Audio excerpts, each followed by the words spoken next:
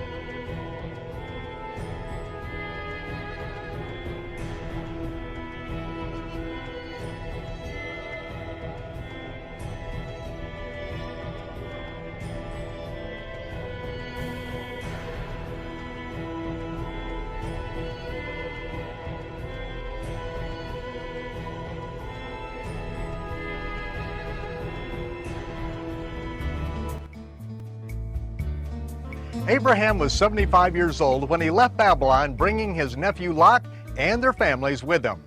Upon entering the land, Lot joined himself to a prosperous culture that had developed on this then fertile plain. Lot took up residence in the city of Sodom. The prophet Ezekiel said that the sin of Sodom was pride, fullness of bread, and abundance of idleness. She did not strengthen the hand of the poor and needy.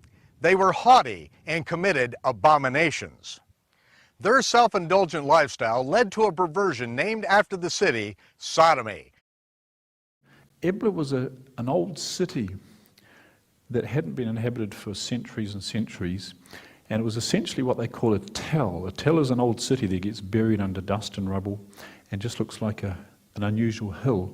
But if you dig into it, you find archaeological remains.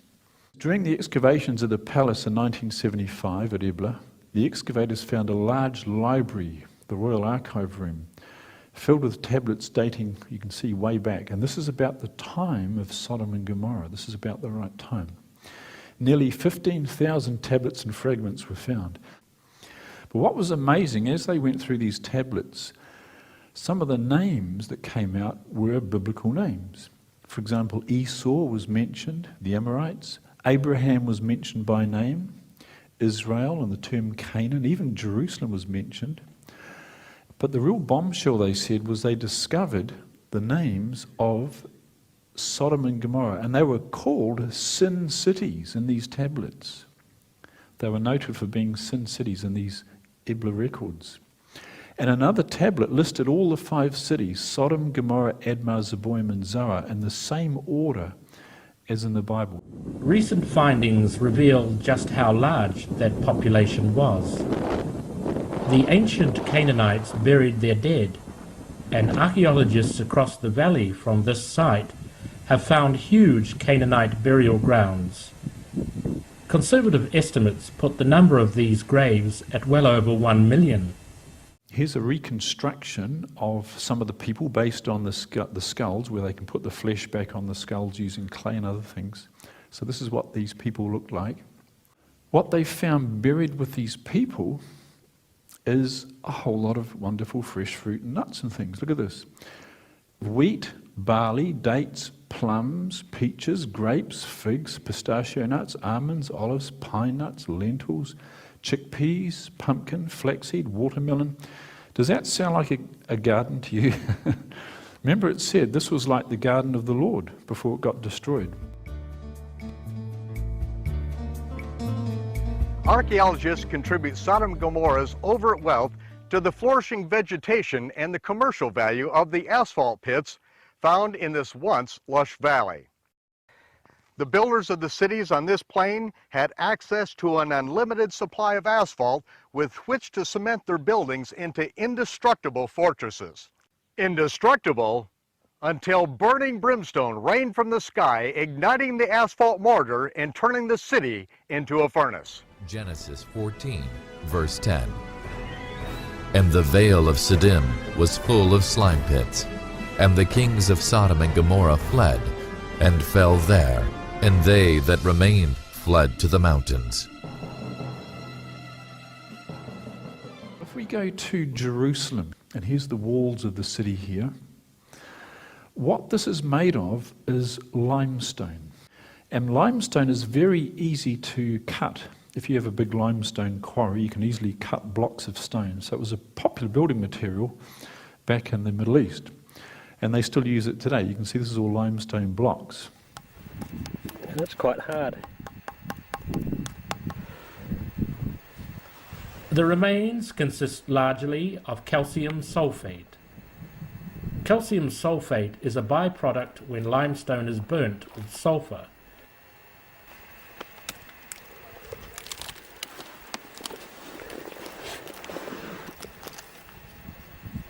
This shows up in the ruins as alternating layers of pure calcium sulfate and calcium carbonate with silicates, remains of limestone and other materials used in the construction of these cities.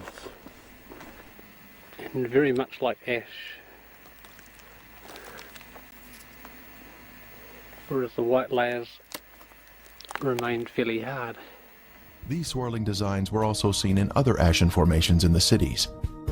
This is evidence of extreme heat, up to 6,000 degrees Fahrenheit, where thermal ionization occurs, when the electrons repel and attract, forming these unusual swirling designs. The layers of ash, twisted and warped by the intense heat, finally settle into a form that much resembles the original object. The minimal rainfall on this desert contributes to the longevity of these structures, slowly compacting the layers of ash through the centuries. Look at that. The analysis revealed that the brimstone was almost pure elemental sulfur, typically about 98%, with a measurable amount of magnesium. The white ash is pure calcium sulfate. What stands out is how clean the samples are, with a conspicuous lack of trace elements. This is consistent with ash from an intensely hot furnace. It's so pure it burns very, very easily, as Aaron demonstrates here. Oh, that's strong. The fumes it gives off can be overpowering. Whoa! You have to go back to the Bible and check. It's like pressed powder, almost like soft chalk. And you don't find that anywhere else in the world. This is the only place that people have found it like this. These sulfur balls are not found in between the cities. So you can see these cities of Sodom and Gomorrah and these other places we're going to show you, like Zoar, they're whitish in color. They're a high content of ash.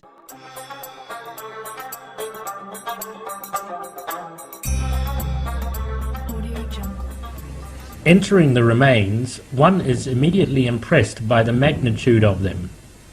These were big cities.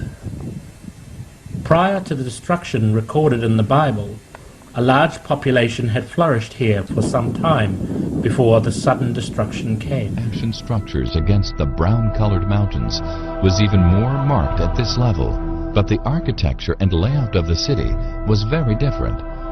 The buildings seemed to be arranged in terraces.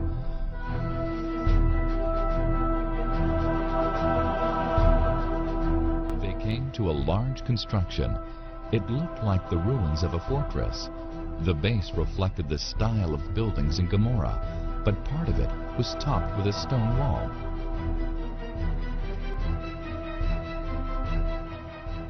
It had doors, windows, walls with mortar joints. Further on was what looked like a room, perhaps a table. Whilst climbing over it, they noticed that one of the ceilings had caved in. all suddenly realized that it was not a good idea to climb over hollow, crumbling structures. So much for the excitement of the moment.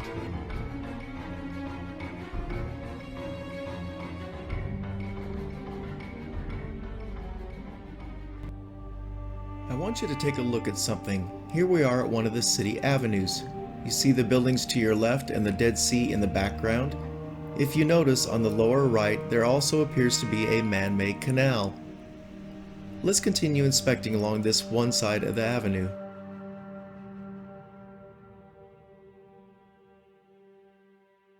Continuing down the avenue, notice the consistent roofline color difference along these structures.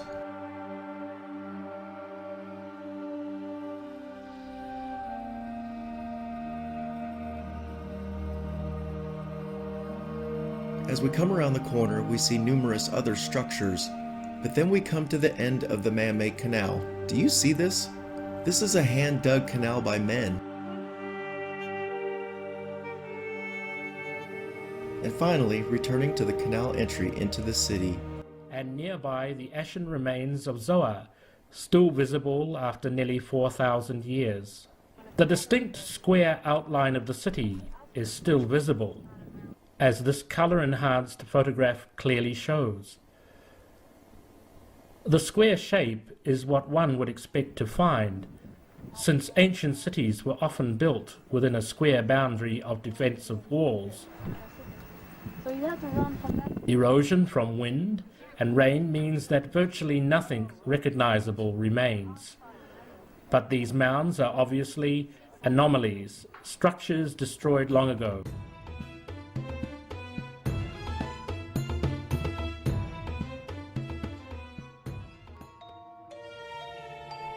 They decided to drive further into the dead city, past the strange shapes and walls.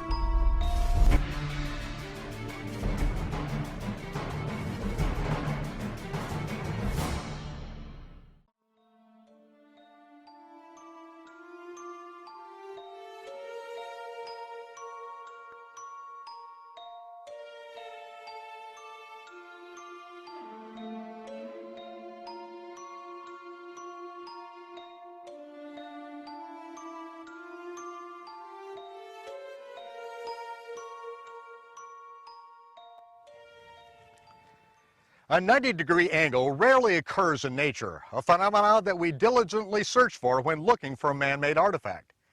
And on this plateau, we observe two identical elongated pyramids, which highlight the grand entry into the temple site here at Gomorrah. They are identical in length, width, height, and angle of incline, an impossible combination for a naturally occurring rock formation. Again, the white ashen ruins stand out distinctly from the surrounding desert. This area smells of sulfur, yet there is no geothermal activity here.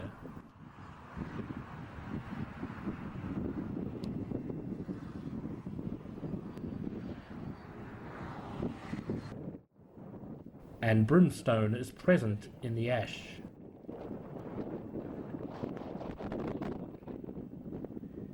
And here charcoal can be found in the ash also.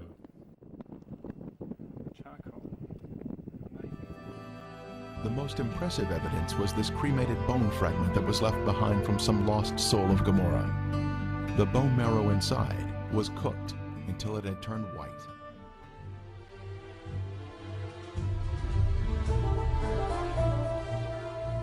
The party eventually entered the cave and were amazed to be confronted by masonry and brickwork, which archaeologists have dated to the time of Abraham.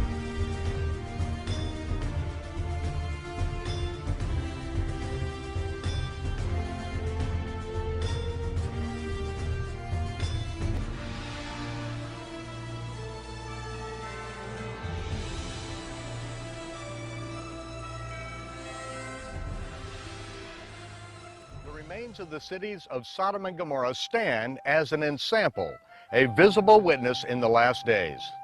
A witness that the Hebrew Scriptures are an accurate historical record of the land and people of which they speak. The ashen remains of those cities are a testimony to those who decide to live an ungodly life.